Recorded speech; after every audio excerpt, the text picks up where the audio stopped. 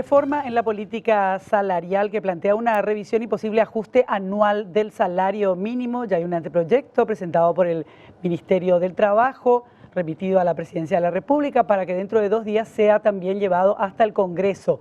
Y obviamente hay algunas opiniones encontradas en relación a esta posibilidad.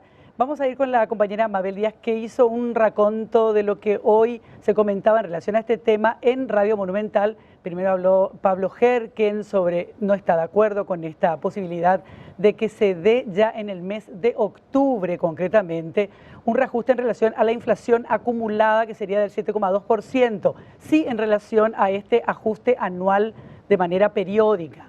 Por otro lado, también vamos a escuchar declaraciones del ministro de Hacienda, que también habló en relación a este tema. Pero bueno, ya se encarga Mabel de presentarnos los detalles de este compilado. ¿Qué tal, Mabel? ¿Cómo estás?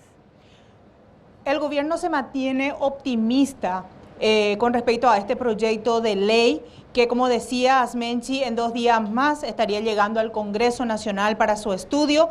Ellos sostienen, específicamente el Ministerio del Trabajo, que si todo marcha bien, si tanto en Cámara de Senadores como en Cámara de Diputados se aprueba, la modificación de la fijación del salario mínimo sería realidad ya para este noviembre. Vamos a ver qué acontece.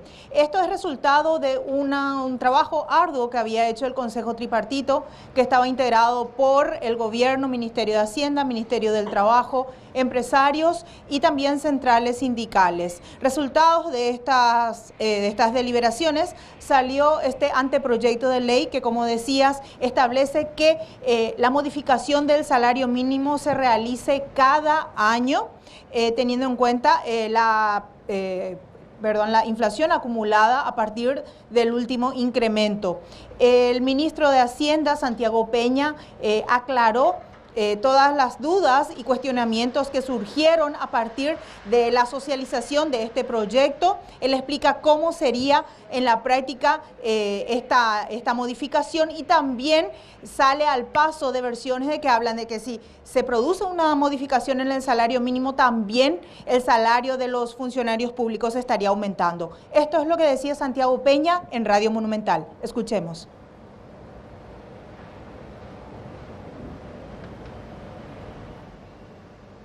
Cada junio tiene que reunirse el Consejo de Salarios Mínimos para establecer el reajuste, por así decirlo, del salario en función ¿a qué? ¿A la inflación en el año o a la inflación interanual?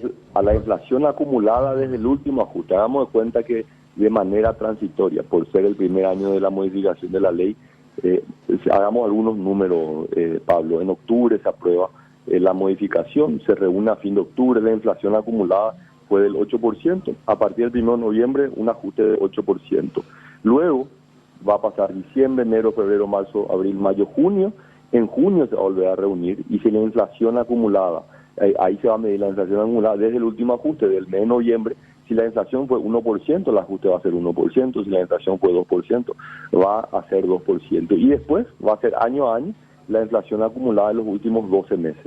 A comienzo de este año se conforma una mesa tripartita que está liderada por el ministro del Trabajo. Ahí se sientan los gremios empresariales, se sientan los gremios sindicales, y cuando se creó esta mesa, el tema número 1 era el salario, la definición del salario. Esto se viene discutiendo hace meses, ¿verdad? Y esta mesa se reunió con el presidente de la República la semana pasada y le dijo: presidente, esta es una de las propuestas. El presidente agarró viaje y dijo: yo apoyo esta propuesta. La ley de responsabilidad fiscal dice que los salarios del sector público solamente se podrán aumentar una vez que se aumente el salario mínimo del sector privado.